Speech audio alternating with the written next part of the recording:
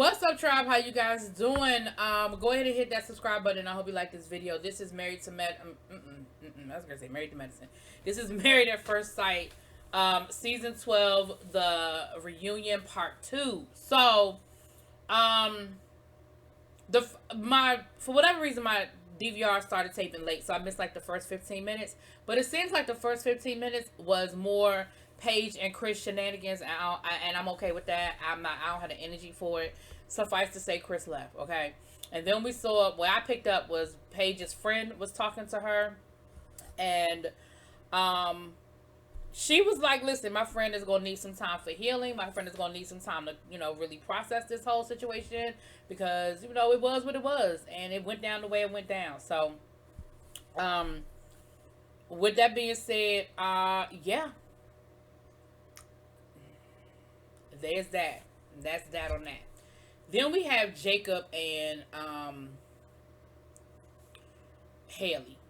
At the end of the day, again, they pretty much rehashed what we already know. Jacob was like, "You just really didn't like me." He was like, "I don't know if you hate me as a person, but you certainly hated me as a husband." And she was just like, "You never tried to get to know me. You never tried to get to know me." And he was like, "Girl, what are you talking about? I would ask you what your favorite color was. You would say, I like a lot of them. I would ask you what your favorite music was. You would say, I like music. Like, how could I get to know you when I couldn't even get you to answer a question? Answer a question for me. Like, how do I get to know you? Like, how was that supposed to happen?" So,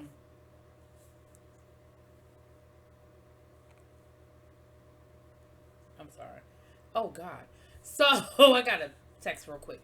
So, of course, again, I just feel like the conversation was more of what we already got. The most interesting part of this reunion was the next part where we got to talk to the experts. We got to talk to the Dr. Pepper, the other doctor, and Pastor Kyle. So let's go couple by couple. They were really happy, of course, with Brianna and Vince. They said, that was absolutely, a couple that on paper seemed to match up, and they were glad that it matched up and that they seemed to link up almost immediately. Dr. Is it Pepper? Dr. Pepper. I don't know if I'm right or not. But anyway, she was saying that, the biggest issue with them was, Vince, how Vince handled feeling like he was being corrected or being embarrassed, and of course the bossiness of Brianna. And he said, "Listen, it looks like they've come to a happy medium. They figured each other out, and it is what it is." So that was cool. Then we talked about Clara and Ryan, and basically Ryan was like, they were like,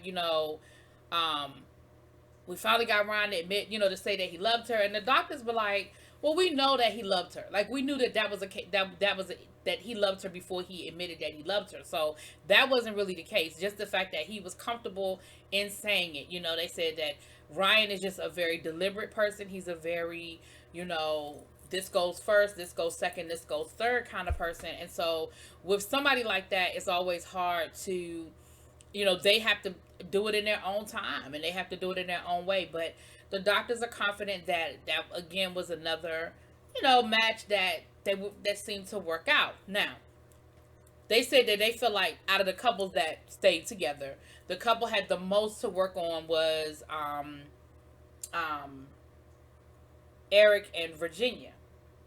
And again, for obvious reasons, they said that we knew that Eric was, very grounded. Virginia was very, because of her past, because of her history, very, her instinct is to run. When things get too tough, to run. When she doesn't like what's going on, to run. And so they felt like Eric was a stable person. She was the one that needed to be sort of, stabilized a little bit. And with that, they were able to come to a happy medium and work through it.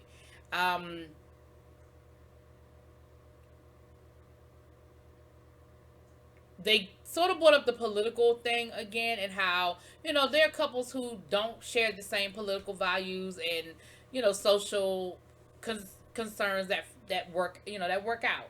And so they weren't that concerned about it because, they have found where it can work. So, Then we're going to get to the next two, the couples that didn't work. So let's start with um, um, Haley and Jake. It seemed like everybody was pretty much on board with the fact that Haley was not open, Haley was not willing, and all of them said the same thing I said in the second damn episode. Haley just wasn't attracted to him, and so she wasn't open to anything else.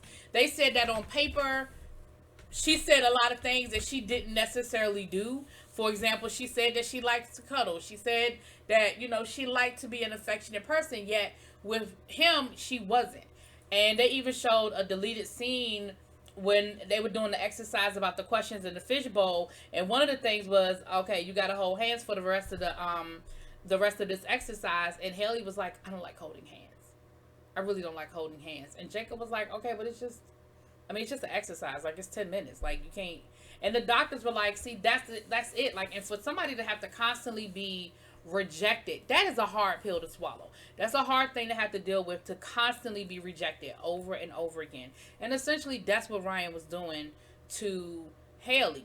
Now, they did say that Jacob, was very unbending in his ways, and that was a barrier as well. Pastor Kyle was like, listen, in a relationship, in a marriage, you're going to have to bend a little bit. You're going to have to let go of some things, that quirky personality, that, snarky, dry humor. Like, sometimes you can smile a little bit, you can laugh a little bit to let people know I'm joking, I'm playing, especially if you know that it's somebody that's not really getting your humor and understanding your jokes. But it sounds like they put the majority of the blame on Haley, and so did I. But ultimately, Pastor Cal said, like I said, what I said in week 2, week 3, she just wasn't attracted to him.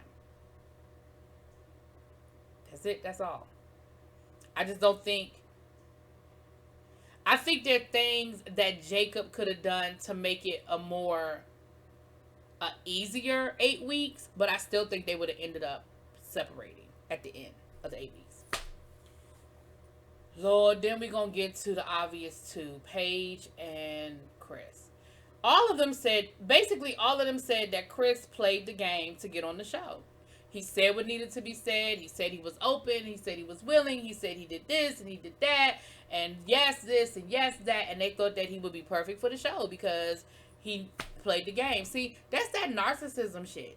Like, the person that can sit there and say all the right things and know the right things to say and smile at the right times. And I'm so looking for... That is some scary stuff. They asked, Pastor Kyle how he felt when he had to sit there and listen to that boy talk about that woman's looks and how she wasn't this and she wasn't that. And he was like, you have to maintain your professionalism, but at the end of the day, I felt some kind of way about it. Like, he just wasn't the person he presented to be. That's just not who he presented to be. And they, and Pastor Kyle said, I had some reservations, but I did think he would be good for the show. Like, I did think, it wasn't a big enough reservation that it was a red flag. It was just some things I had my eye on. Then they talked about Paige, and the host Kevin kept trying to make it seem like she's such a broken woman. She's such a broken woman. She's such a broken woman. And Pastor Kyle was like, but we need to be careful with that, because that's exactly what she doesn't want to be seen as. She doesn't want to be seen as a victim. She doesn't want to be seen as a broken woman. And so we have to be very careful in our language and how we describe her, so that we make sure that we don't put that on her, because that's not what she wants to be seen as.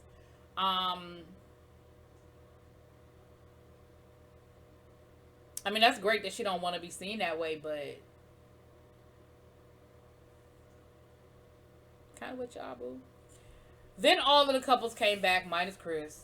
And Paige was like, I'm done making excuses for him. He should be here. He knows he should be here. And I'm just sick of it. I'm tired of it. I'm tired of making excuses for it. I'm tired of,